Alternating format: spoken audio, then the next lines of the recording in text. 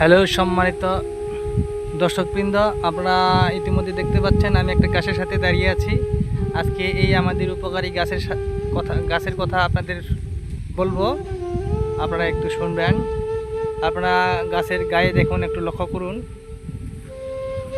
যে গাছেরও জীবন আছে, আমরা সবাই জানি। তো খুব কষ্ট লাগে যখন অকারণে হুদাই আমরা গাছের উপর আঘাত করি, তারা ডালপালা ছিঁড়ি। হ্যাঁ, আপনারা দেখতে পাচ্ছেন গাছটার গায়ে কত ক্ষত বিক্ষত আঘাত।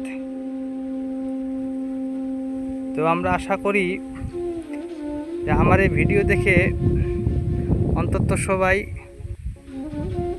গাছের উপর সহনশীল হবেন, অকারণে গাছের উপর আঘাত করবেন না।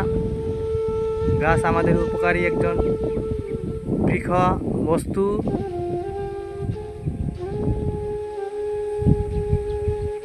যখন আমাদের কোনো কিছু কাঠের প্রয়োজন হয়, তখন আমরা গাছের শরীরটাকে ব্যবহার করি। তখন গাছকে যদিও আমরা কাটি, তো গাছ তখন আমাদের প্রভুত্ব রূপে স্বীকার করে নেয়, আমাদের সেবা করে।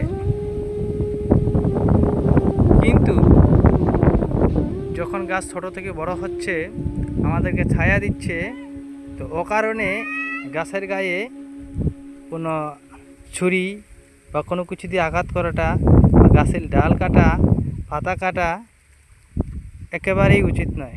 এটা কোনোভাবেই ঠিক না। অতএব আমরা গাছের প্রতি সহনশীল হই, অকারণে গাছের উপর আঘাত না করি, গাছের যত্ন করি, বেশি বেশি গাছ লাগাবো।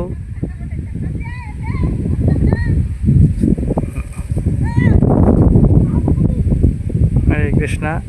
আপনাদের সকলকে ধন্যবাদ।